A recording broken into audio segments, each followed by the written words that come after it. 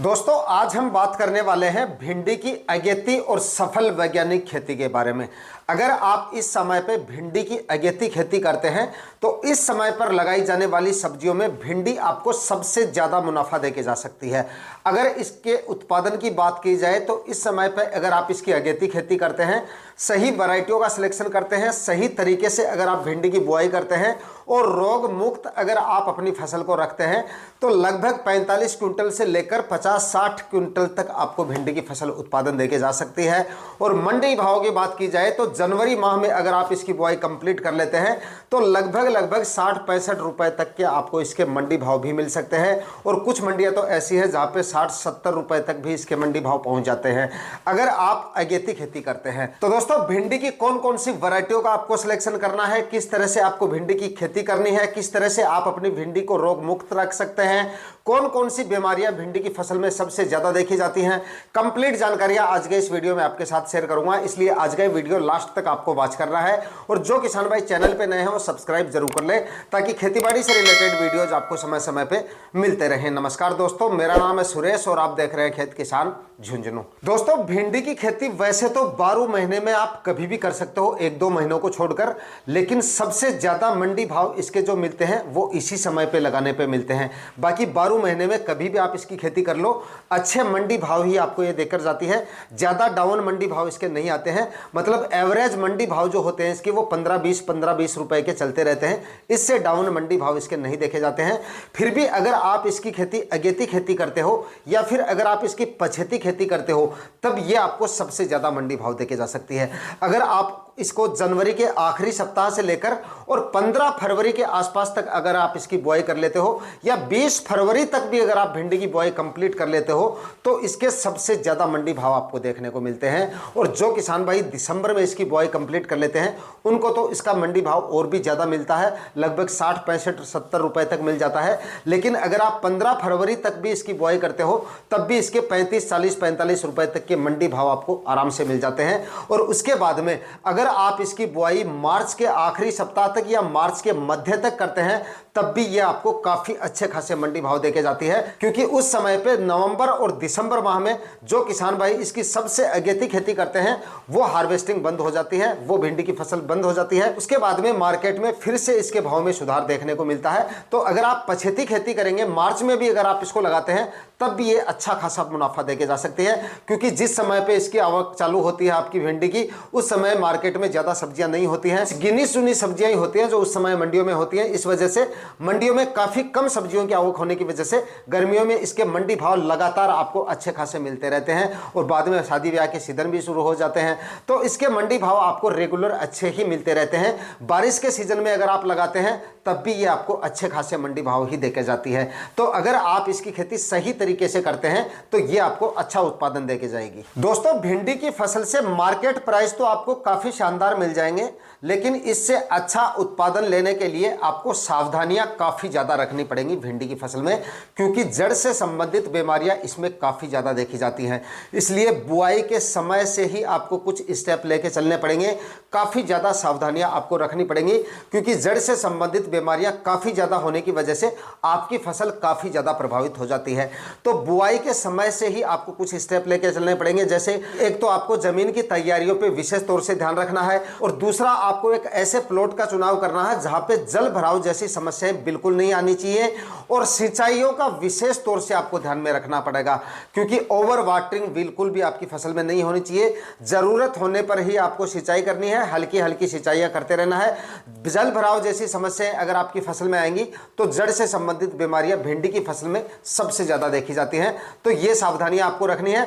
इसके लिए आपको क्या करना है, सबसे पहले भिंडी की बुआई से पहले एक डीपली प्लोइंग करनी काफी ज्यादा जरूरी है, जिससे जल भराव जैसी समस्या नहीं आएंगी। भविष्य में अगर बारिश वगैरह हो जाती है या फिर ओवर वाटरिंग कभी कभार हो भी जाती है तो जल भराव जैसी समस्या आपको देखने को ना मिले, इसके लिए आप अभी से एक गहरी जुताई करके और 5-10 दिन के लिए अपने खेत को खाली छोड़ दें, क्योंकि ओपन फील्ड में अगर आप भिंडी लगा रहे हैं तो फिलहाल आपके पास काफी समय पड़ा है, लगभग 20-25 दिन का समय पड़ा है।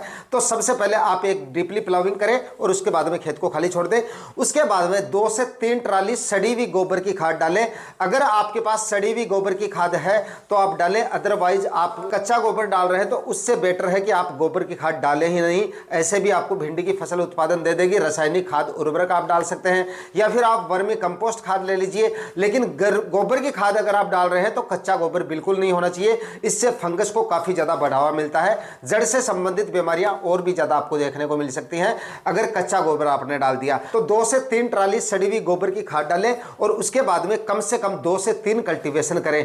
2 से 3 कल्टीवेशन करने के बाद में मिट्टी को एकदम से भुरभुरा बना लें और रोटावेटर से कल्टीवेशन करके गोबर की खाद और जो डलियां हैं मिट्टी की उनको एकदम मिट्टी के अंदर मिक्स कर देना है, ताकि गोबर की खाद भी आपकी अच्छे से मिक्स हो जाएगी रोटावेटर की वजह से और जमीन भी आपकी काफी समतल हो जाएगी और मिट्टी एकदम से भुरभुरी हो जाएगी। इससे रोटावेटर से एक कल्टीवेशन करना काफी ज्यादा जरूरी है। जड़ से संबंधित बीमारियों की रोकथाम के लिए इसमें आपको क्या करना है, जब आप आखिरी कल्टीवेशन करें उससे पहले जो आप रासायनिक खाद उर्वरक डालेंगे उसमें आपको एक फंगीसाइड, यहां पे मैं आपको बता रहा हूं, वो जरूर ऐड कर लेना है। इसके लिए आप धानुका कंपनी का धानुकोप फंगीसाइड आता है जिसमें कॉपर ऑक्सीक्लोराइड होता है 50%, उसका आपको इस्तेमाल करना है। 700 ग्राम प्रति एकड़ के हिसाब से यह फंगीसाइड आपको लेना है। जो भी रासायनिक खाद उर्वरकों के आप बेसल डोज ले रहे हैं उन्हीं के अंदर मिक्स करके और आखिरी कल्टीवेशन से पहले आप ये फंगीसाइड खाद उर्वरकों के साथ मिक्स कर सकते हैं।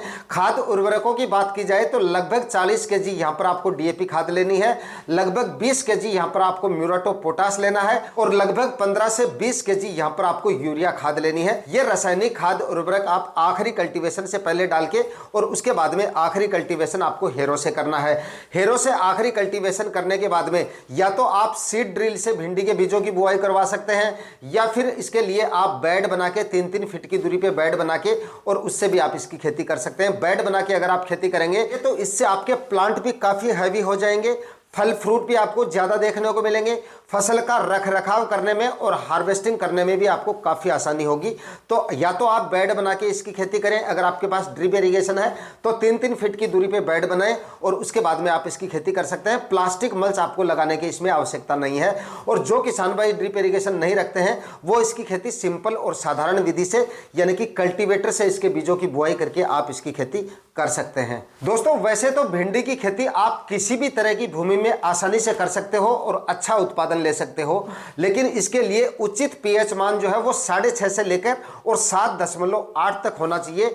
अगर इस तरह की आपकी भूमि है तो आप भिंडी की फसल से अच्छा उत्पादन ले सकते हो, लेकिन इसके लिए सबसे ज्यादा जरूरी है कि 3 से 4 बार आपको कल्टीवेशन करना काफी ज्यादा जरूरी है और उसके बाद में मिट्टी एकदम आपको भुरभुरी हो जाए, उसके बाद में पाटा लगाकर जमीन को समतल करना काफी ज्यादा जरूरी है। क्योंकि जल भराव जैसी समस्याएं अगर आपकी भिंडी में होगी या ओवर वाटरिंग अगर आपने कर ली तो उसके बाद में आप देखेंगे कि आपकी भिंडी की फसल में आप चाहे कितने भी रासायनिक खाद उर्वरक या फिर आप चाहे कितने भी फंगीसाइड वगैरह इस्तेमाल कर लो, जड़ से संबंधित बीमारियां आपको देखने को मिलेंगी। तो जमीन की तैयारियों पर विशेष तौर से आपको ध्यान रखना है और जो फंगीसाइड मैंने बताया है वो आपको जरूर ऐड करना है। ओवर वाटरिंग बिल्कुल भी नहीं करनी है, समय समय पर जरूरत होने पर ही आपको सिंचाई करनी है, ज्यादा सिंचाई भी आपको नहीं करनी है। 7-8 दिन के अंतराल से जरूरत होने पर हल्के हल्के सिंचाई आपको करते रहना है। दोस्तों भिंडी की बुआई कंप्लीट होने के बाद में जैसे ही आपकी भिंडी की फसल 15 से 20 दिन की अवस्था में आती है या फिर आप यूं कहें कि निराई गुड़ाई की अवस्था में जब आपकी भिंडी की फसल आती है, जब आपने ओपन फील्ड में या सिंपल और साधारण विधि से कर रखी है, तब तो आप पहले तो इसकी निराई गुड़ाई करें और उसके बाद में 8 केजी प्रति एकड़ के हिसाब से जो इफ्को कंपनी की सागरिका खाद आती है दानेदार फॉर्म में, वो आपको लेनी है 8 केजी प्रति एकड़ के हिसाब से। ये आपको छिड़काव विधि से यानी कि जड़ों में डालना है और उसके साथ ही आपको एक फंगीसाइड जो है वो आपको जरूर ऐड कर लेना है भिंडी की फसल के लिए। इसके लिए आप कार्बनडाजिम 50% वाला कोई भी फंगीसाइड इस्तेमाल कर सकते हैं। इफ्को की सागरिका और ये फंगीसाइड छिड़काव विधि से भिंडी की जड़ों में डालने के बाद में आपको तुरंत सिंचाई कर देनी है, ये आपको देना है। और उसके बाद में जैसे ही आपकी भिंडी की फसल 25 से 30 दिन की अवस्था में आती है तो इसमें रस चूसने वाले कीटों का प्रकोप और दूसरा हरी सुंडी यानी कि जो लट का प्रकोप होता है वो काफी ज्यादा देखा जाता है। इसके लिए दोस्तों आप सिजेंटा कंपनी की एम्प्लीगो इंसेक्टिसाइड आता है, इसका इस्तेमाल कर सकते हैं। हैं, जिसके अंदर क्लोरेंट्रा नीलिप्रोल होता है 9.3% और लेमडा साइक्लोथ्रिन होता है 4.6%। ये आप इस्तेमाल कर सकते हो। ये आपके सभी तरह के रस चूसने वाले कीट और आपकी जो सुंडी वगैरह का प्रकोप आपकी फसल में देखने को मिल रहा है, उसके लिए आप इस इंसेक्टिसाइड का इस्तेमाल कर सकते हो। खुराक जो है इसकी वो रखनी है 5 ml प्रति 15 लीटर स्प्रे टैंक के हिसाब से आपको ये स्प्रे कर देना है। ये सावधानियां आपको अपनी भिंडी की फसल में रखनी है। और उसके बाद में जड़ से संबंधित बीमारियों के लिए फंगीसाइड का इस्तेमाल समय समय पे आपको करता रहना है। जो फंगीसाइड मैंने आपको भिंडी की फसल के लिए बताया है, ये फंगीसाइड अगर आप अपनी भिंडी की फसल में बुआई के पहले और निराई गुड़ाई की अवस्था में डाल देंगे तो मुझे नहीं लगता कि आपकी भिंडी की फसल में इस तरह की समस्या आपको देखने को मिलेंगी। और दोस्तों, स्प्रे के लिए जो इंसेक्टिसाइड मैंने आपको बताया है, उसके साथ भी आपको एक फंगीसाइड जरूर ऐड कर लेना है। जब भी आप किसी भी इंसेक्टिसाइड का इस्तेमाल करें, फंगीसाइड का इस्तेमाल आपको जरूर कर लेना है। चाहे आपने जड़ों में फंगीसाइड दिया है या नहीं दिया है, फिर भी स्प्रे में आपको जरूर लेना है। इसके लिए आपको ज्यादा हैवी फंगीसाइड वगैरह लेने की जरूरत नहीं है। जो नॉर्मल फंगीसाइड आते हैं, जो कार्बनडाजिम 12 और मेनकोजेब 63% वाला जो फंगीसाइड आता है, वो आप इस्तेमाल कर सकते हो। और अगर शुरुआती दिनों में जब आपकी भिंडी की फसल 10-15 दिन की होती है, उस अवस्था में अगर आपको हल्का फुल्का रस चूसने वाले कीटों का प्रकोप दिखता है, तब आप थाइमाथोक्सम 25% जो आती है WG फॉर्म में, वो आप काम में ले सकते हैं। उसकी जो खुराक है वो आपको 8 ग्राम प्रति 15 लीटर स्प्रे टैंक के हिसाब से रखनी है। दोस्तों, भिंडी की अच्छी वैरायटियों की बात की जाए तो नंबर 1 पर आप एडवांटा कंपनी की राधिका वैरायटी आती है, इसका सिलेक्शन कर सकते हैं। ज्यादातर किसान भाई जो रेगुलर भिंडी की बुआई करते हैं वो इसी वैरायटी का सिलेक्शन करते हैं। और मेरा भी फेवरेट बीज यही है, क्योंकि इसके फल की जो क्वालिटी है वो काफी शानदार आती है। और हार्वेस्टिंग करते समय भी ये ज्यादा परेशान नहीं करती है, क्योंकि भिंडी की फसल की जब हार्वेस्टिंग करते हैं तो हाथों में काफी ज्यादा दिक्कत होती है, तो वो समस्या भी इसमें जो है वो काफी कम देखने को मिलती है। और इसके फल की क्वालिटी काफी शानदार है, इसलिए मार्केट वैल्यू भी इसकी काफी जबरदस्त मिलती है और इससे उत्पादन भी आपको काफी जबरदस्त मिल जाएगा। तो अगर जब तक आपको एडवांटा की राधिका मिल जाती है आपके एरिया में, तो आप इसी की बुआई करें। और अगर ये नहीं मिलती है तो बाकी वैरायटियां भी मैं आपको बता देता हूं। नुमेंस की एक सिंघम वैरायटी आती है, उसका सिलेक्शन कर सकते हैं। और उसके बाद में नुमेंस की एक सम्राट वैरायटी आती है। काफी सारी वैरायटी है। सीजंटा की 02 नंबर वैरायटी आती है, उसका भी आप सिलेक्शन कर सकते हैं। माहिको की 10 नंबर वैरायटी आती है। बहुत सारी वैरायटियां हैं जिनका आप सिलेक्शन कर सकते हैं, लेकिन सबसे बेस्ट जो वैरायटी है उसको मैंने आपको 1 नंबर पे बता दिया है। वो अगर आपको मिल जाती है तो उसी का आप सिलेक्शन करें, सबसे अच्छा उत्पादन देगी और उत्पादन की क्वालिटी भी आपको काफी शानदार मिल जाएगी। बताए गए तरीके से और बताए गए समय पर अगर आप भिंडी की खेती करते हैं, बताए गए तरीके से अगर करते हैं, तो भिंडी की खेती आपको जबरदस्त उत्पादन देके जाएगी। और अच्छे खासे मंडी भाव मिलने की वजह से यह फसल आपको लाखों का मुनाफा देके जा सकती है, अगर आप सही तरीके से इसकी खेती करते हैं। उम्मीद करता हूं आज का वीडियो आपके लिए इंफॉर्मेटिव रहा होगा। वीडियो अगर अच्छा लगा तो वीडियो को लाइक शेयर करके चैनल को सब्सक्राइब जरूर कर लीजिएगा। मैं मिलता हूं किसी और वीडियो में नए टॉपिक के साथ, तब तक के लिए जय हिंद, वंदे मातरम।